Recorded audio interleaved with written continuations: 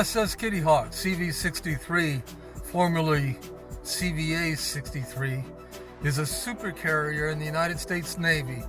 It was the second naval ship named after Kitty Hawk, North Carolina, the site of the Wright brothers' first powered airplane flight. Kitty Hawk was both the first of 3 Kitty Hawk class aircraft carriers to be commissioned and the last to be decommissioned.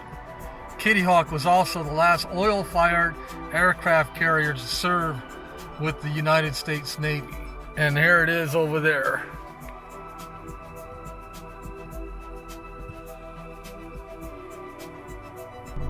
Well, there's the Kitty Hawk over there, and I'm going to travel this road right here to check the Kitty Hawk out. Okay, we're going down Navy Yard Highway. Actually, this is Highway 3. It turns into Navy Yard Highway. And you can see the Kitty Hawk over there.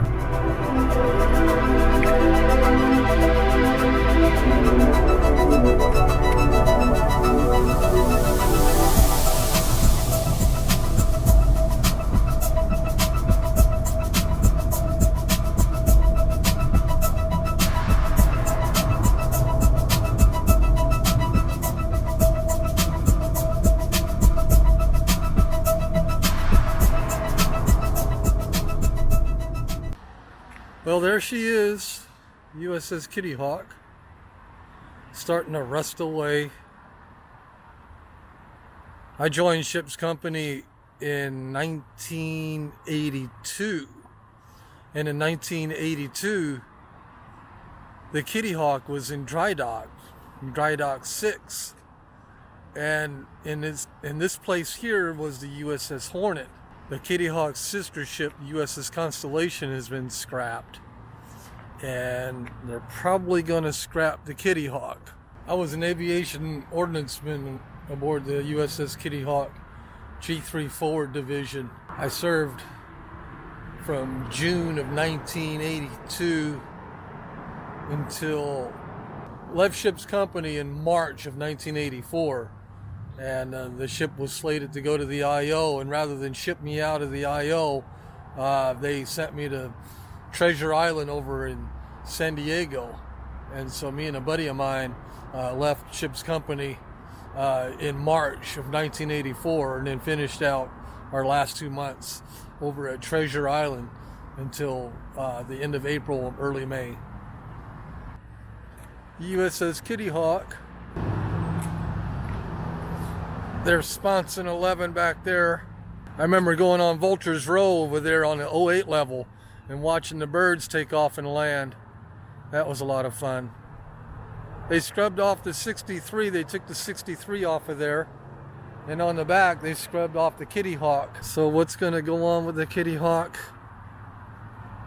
Some people want to turn it into a museum. That would be pretty awesome if they could.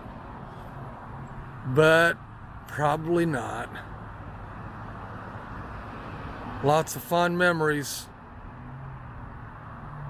USS Kitty Hawk.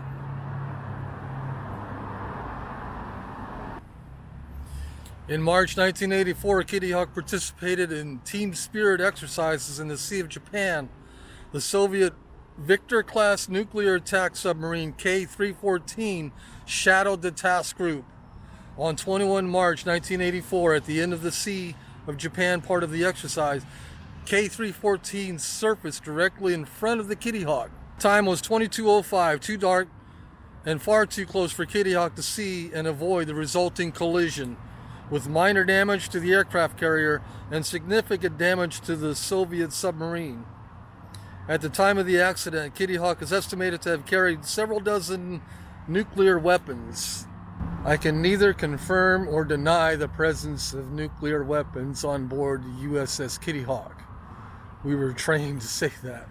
But anyway, this Wikipedia article talks about how it was carrying several dozen nuclear weapons.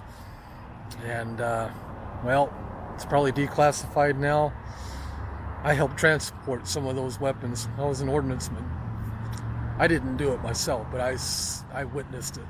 But anyway, Kitty Hawk was thereafter considered to be the first anti-submarine carrier weapon, and the red submarine was painted on her island near the bridge, but was ordered removed upon return to home port, North Island, San Diego.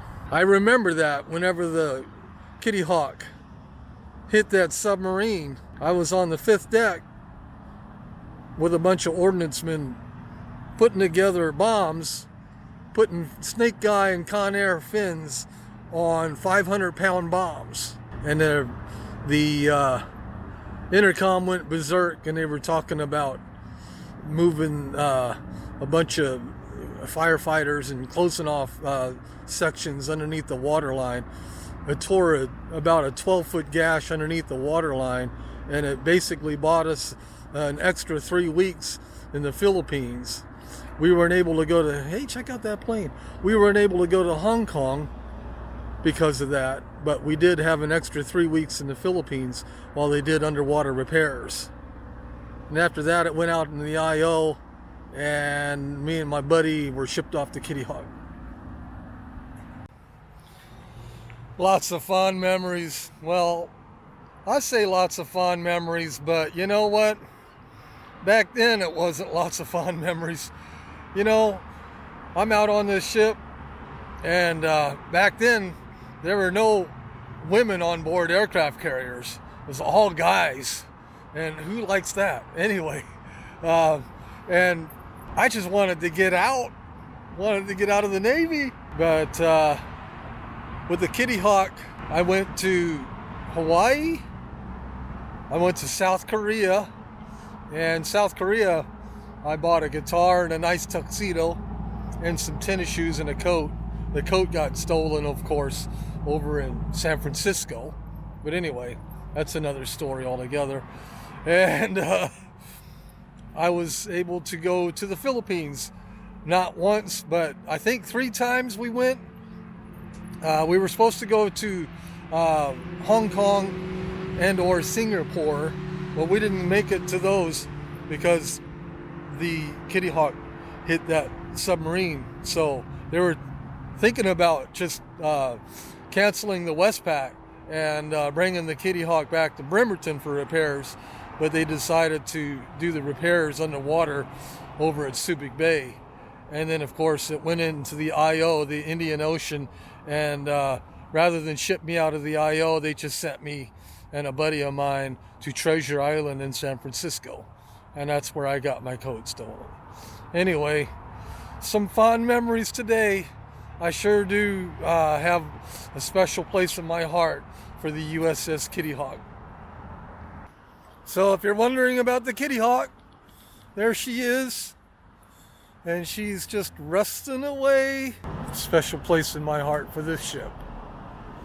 2 years of my life. This is the reason why I'm in Bremerton, is because of this ship. When I got out of the Navy, I stayed up here in Bremerton. And it's because of this ship being stationed over in Dry Dock 6 in 1982, and me joining ship's company. I remember the ship was over there, and I remember being on board the USS Gaffey, and then peering over to where the Kitty Hawk is today and seeing the USS Hornet.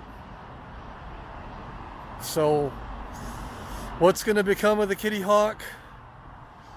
I'm not sure.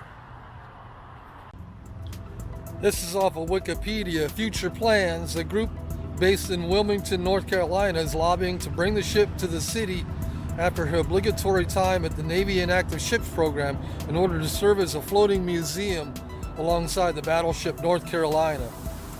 The Navy will maintain Kitty Hawk in reserve until 2017.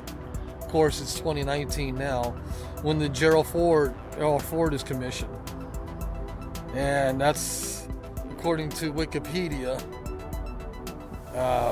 So far, 2019, and nothing like that has happened yet. So, here she sits. USS Kitty Hawk.